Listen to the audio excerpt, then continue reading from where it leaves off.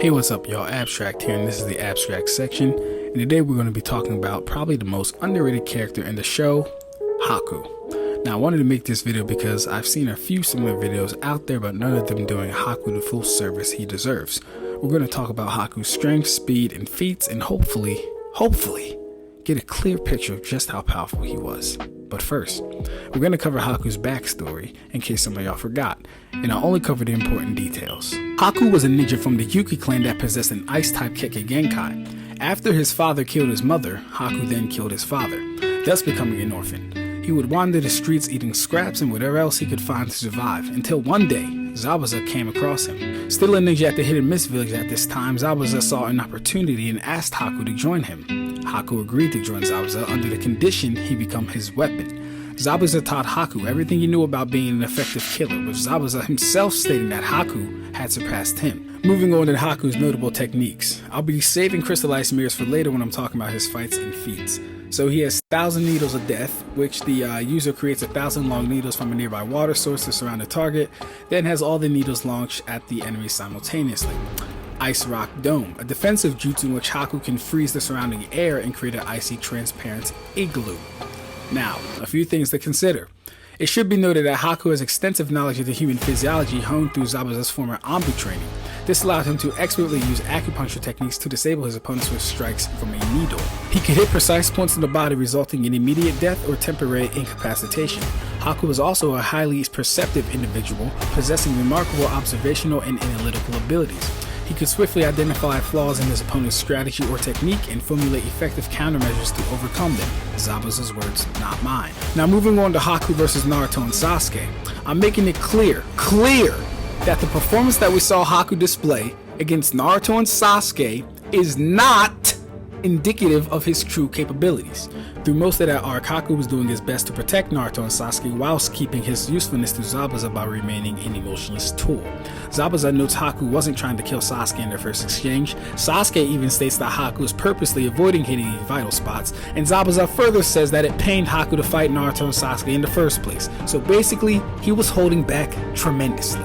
In that fight, we learned Haku has a technique called crystallized mirrors. By entering one of the mirrors, Haku's reflection can appear in all of them, and he can move between them with incredible speed and agility. And in fact, the data book says it's actually light speed, and Haku also says this in the fight with Naruto and Sasuke.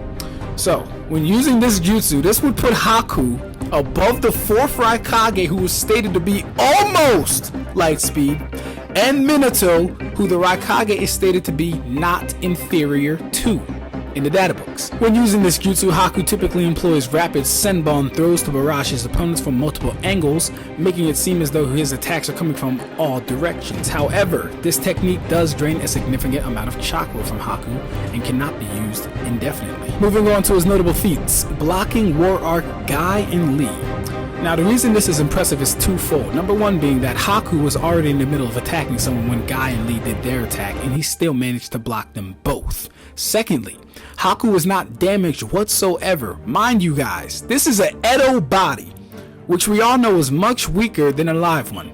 So the fact that he tanked both their kicks with no damage is very impressive. For all you thinking Haku is tuning or getting level, ask yourself this. Could any of the Konoha 11 in part 1 block a dual kick from War Arc Guy and Rock Lee without breaking their arms or sustaining damage? I think not! But moving on, we have an even more impressive one.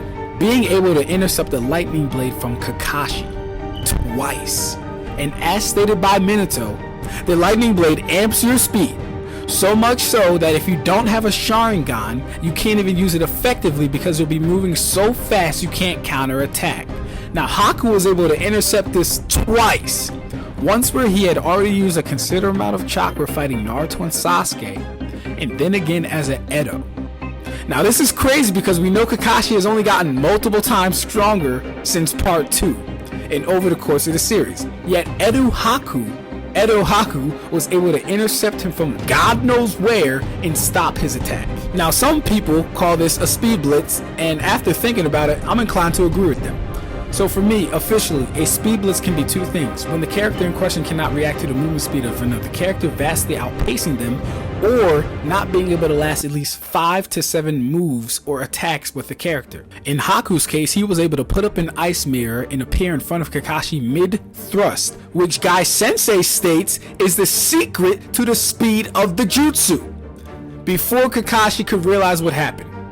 Meaning, if he was able to perceive Haku, Kakashi would not have such a look of surprise both times it happened. So yeah, he didn't see Haku, he never actually noticed him until he was hit with the lightning blade, and it stands to reason that if he get in front of the attack, he should equally be able to get out of the way of the attack. And again guys, Edo Haku did this, and we know Edos have a nerf to their abilities, so like Itachi, we never really saw the upper limits of what Haku was capable of.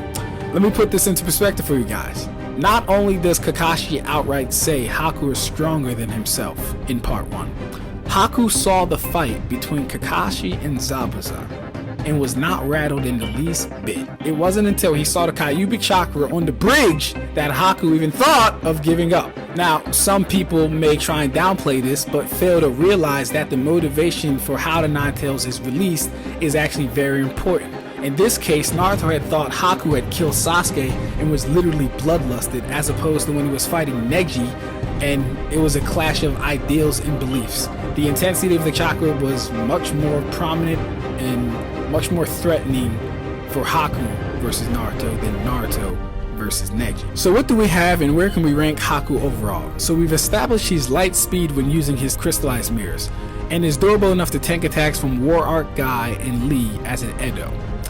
By admission and statements, Haku would scale above Zabuza in part 1 Kakashi, who I would put at high Jonin level.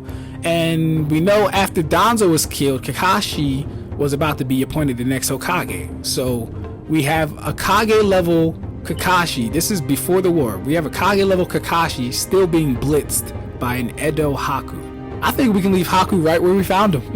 Captain level Anbu. That's about as good as I think Haku is going to get. If I say anything more crazy, people are going to call me crazy. Because if I put Haku at like, you know, Hokage level, oh, that I get killed in the comments. If I put him at Akatsuki level, I get killed in the comments. So the best thing to do is put Haku at high Jonin to high Captain Anbu level. I think that's the best way to do it. And honestly, the only thing really holding Haku back is a high level finishing move. That's all he would probably need to be like Kage level or Akatsuki level, because with his jutsu, let me explain to you guys exactly why Zabuza was saying Haku is such a fucking menace and he could beat Kakashi, right? So Haku's whole jutsu relies on speed blitzing his opponent so fast that they cannot react to what he is doing at all. So him versus Naruto and Sasuke, we see him barraging them with needles, but not trying to kill them at all. He's just doing superficial wounds, cuts, you know, hits hair. He's not aiming for anything vital. If Haku is in Bloodlusted, I have to kill you for Zabuza mode, the fight literally ends within the first 5 seconds. Literally. If you do not have an absolute defense, when going forward, I'm putting Haku up against people. And if you do not have an ultimate defense, if your name isn't Gaara, Sasuke, if you don't have an ultimate defense, Haku's probably going to solo you. No cap. He's probably going to solo you because he's going to put up that ice mirror. You're not going to be able to get out of it, and he's going to blitz around you so fast. And unless you can, well, so yeah, you either have to have an ultimate defense or be able to react to light speed attacks. Not many people can do that, especially not Sakura. So yeah, Haku versus Sakura next. But that's all I got for you guys. Like the video, subscribe, leave a comment. Let me know if you think Haku is also underrated. He's definitely one of my favorite characters. Let me know what you guys think about him. Let me know what you guys think about the video.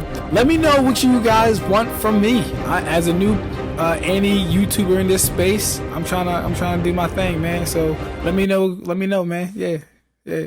Yeah.